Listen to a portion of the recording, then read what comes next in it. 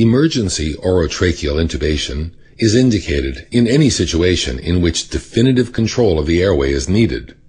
Specific indications include cardiac or respiratory arrest, failure to protect the airway from aspiration, inadequate oxygenation or ventilation, and impending or existing airway obstruction. Orotracheal intubation is also commonly performed as part of the care of the critically ill patient with multisystem disease or injuries, and to facilitate control of the airway during surgical procedures requiring general anesthesia. In emergent cases, such as cardiac arrest, airway management is of paramount importance, and there are very few contraindications to orotracheal intubation. Unstable cervical spine injury is not a contraindication, but intubation must be performed with strict inline stabilization of the cervical spine. If neuromuscular blocking agents or sedatives are used to facilitate intubation, the difficulty of intubation must be assessed and planned for before proceeding. This assessment is discussed in more detail in the accompanying written supplement. The presence of tumors, trauma, burns, edema, or infection of the pharyngeal or laryngeal soft tissues may distort airway anatomy, leading to difficult orotracheal intubation. When faced with a potentially difficult airway, consulting with an experienced intubator and preparing to use an alternative intubation technique are recommended. Begin by gathering the required equipment. You will need gloves, a protective face shield, and a working suction system, a laryngoscope with appropriate blade, an endotracheal tube with stylet, and a 10 milliliter syringe. You will also need a bag valve mask attached to oxygen, an oral or nasal airway, and tape or an endotracheal tube holder. There are two main types of laryngoscope blades, each available in various sizes. The tip of the Macintosh blade is curved. The Miller blade is straight, and each requires a slightly different technique. The choice of blade is based largely upon the experience and personal preference of the operator. A size 3 or 4 Macintosh or a size 2 or 3 Miller can be used in most adult patients. Endotracheal tubes are sized according to the internal diameter of the tube. 7.0, 7.5, or 8.0 millimeter tubes are appropriate for most adults.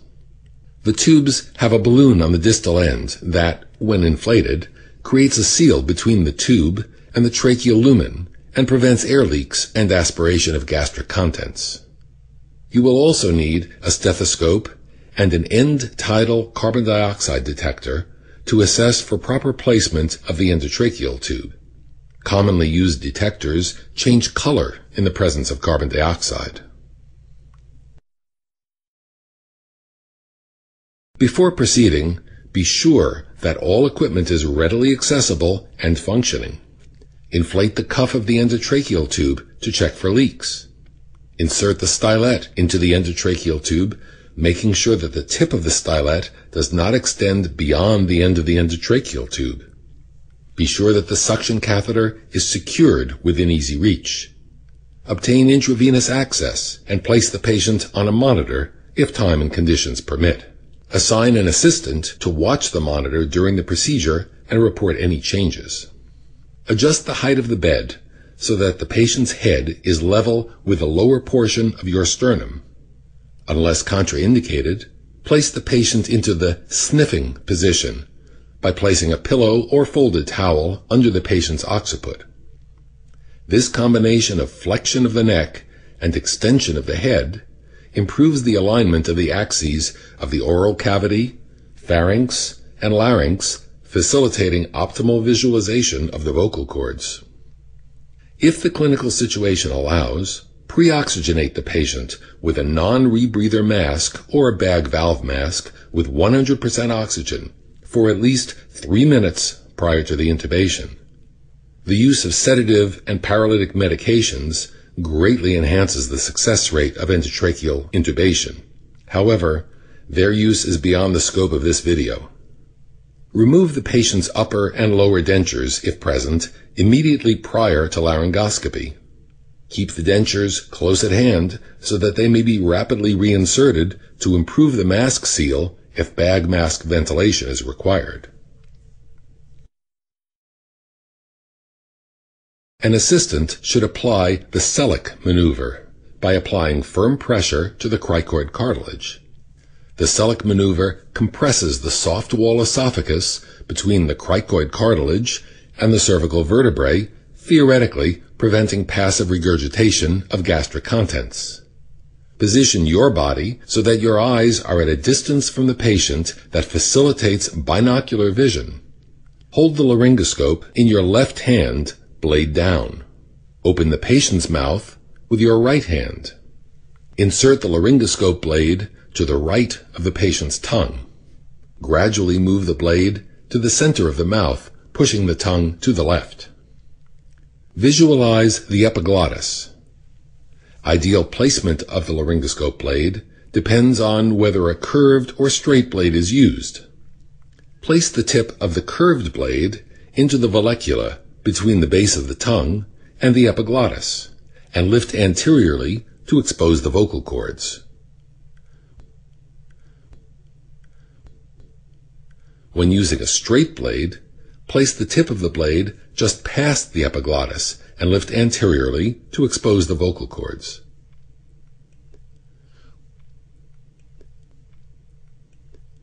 When the tip of the blade is correctly positioned, lift the laryngoscope upwards and forwards at a 45-degree angle.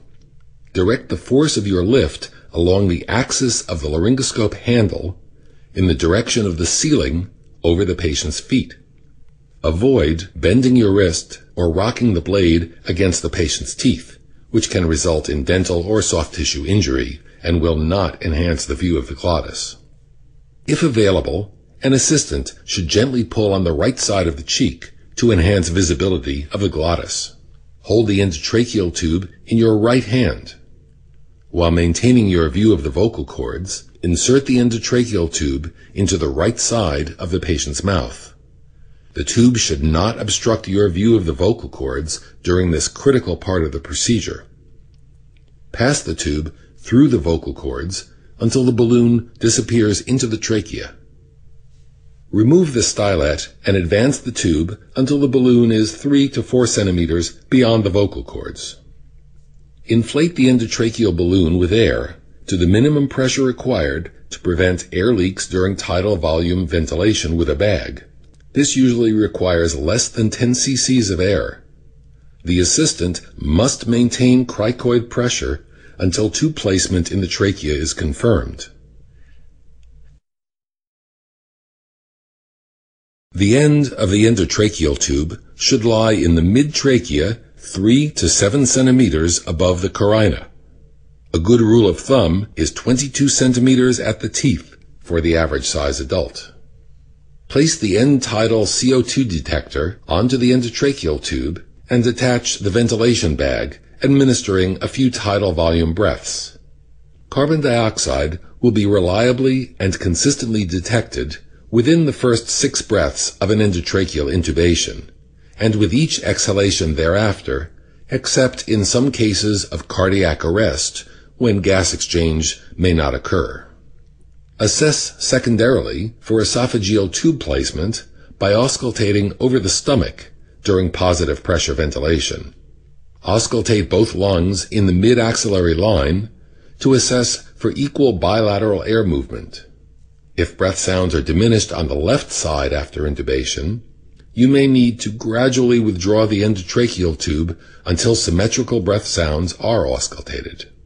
Chest radiography is used to assess the patient's pulmonary status after intubation and to ensure that the tip of the radio-opaque line embedded in the endotracheal tube is well positioned at the level of the mid-trachea and not in either mainstem bronchus. Note that radiography cannot be relied upon to detect esophageal intubation.